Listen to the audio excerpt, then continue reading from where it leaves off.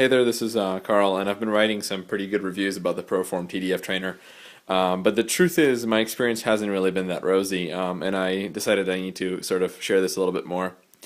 Um, Basically, the unit arrived and it worked barely a day, and it was having issues with sort of a clicking noise that was coming every time it was tilting back and forth. And I brought that up with Proform via email and Facebook, really. I kind of used that to get their attention. And they sort of try to dismiss it as a new machine sort of coming to. They wouldn't really acknowledge a problem. You could tell there was a sound that wasn't working right. And then eventually it got stuck calibrating with the downhill position, which I've seen other people say they've had that too. And at that point, they acknowledged that there is a part that tends to break on shipping, or so they say, and it needs to be replaced. Well, the unit sort of came back to life. And it would still make a clicking noise, a loud one at that, when it was rotating through its incline.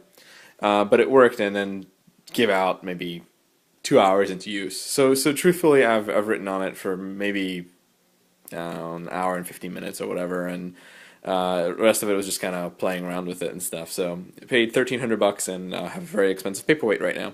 So just to show you the symptoms to begin with, and apparently this is plaguing more than just me. I don't know how big the stats are. Obviously, I don't have that information, but I've gathered some of it by Googling. The main point is if you go to the interface and you do a calibrate incline, which is done in the maintenance menu, can't kind of say, there it is, calibrate incline. It will do several things. One is it will do absolutely nothing at all, which is what my unit is doing right now. And there is some information on the screen giving me that information that it actually finished the test. There it is. So it's running and it's going to finish up here in a second. As you can see or hear, machine's not moving. It gives an error. It was giving this error when it got stuck as well. But that's what it is. So I went ahead and reported it to them after much sort of back and forth emails. It said broken part. We're going to go ahead and ship you a new one, but it's on back order, whatever that tells you. I waited 5 weeks just to get this unit, and by the way, I didn't get it right away. I had to raise hell to actually get the unit shipped to me. Waited 3 weeks, got the part, and it's this thing right here. And it's been sort of 2 days now. Truthfully, FedEx had delivered it on Saturday. They obviously know it got delivered because they have the tracking info.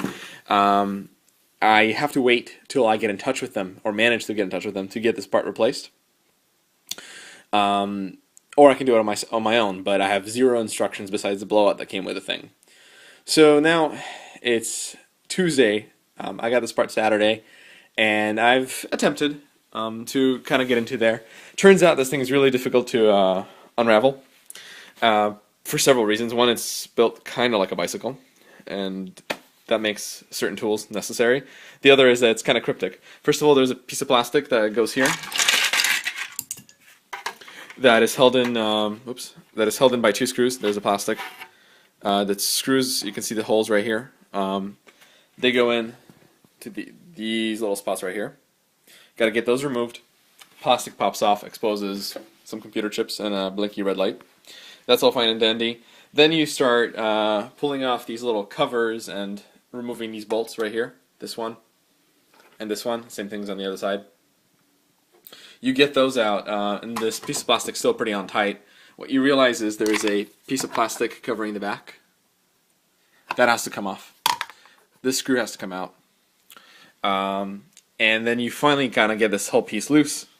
There's actually an extra screw on the back side of here. Somewhere underneath here that I can't really see from this angle. Nevertheless, you got to pull that sucker out, and you probably need to get the pedals off for the sake of making everything easy. These are covered by plastic. They pop out. Exposes a bolt that then you need to remove using a crank puller. Not everybody has one of these. I do. It's for a Shimano set. It's ISIS and whatever the other one is. And guess what? It doesn't work. I can't get that in there. So this actually has a different kind of crank. So now I have to figure out what to use. It looks like it's a square. They haven't provided me with any of those details, so I'm kind of stuck on my own until they finally answer my emails. It hasn't happened yet. So kind of stuck waiting. Have a dead paperweight Proform TDF trainer. slightly annoyed, hoping to share this experience with others.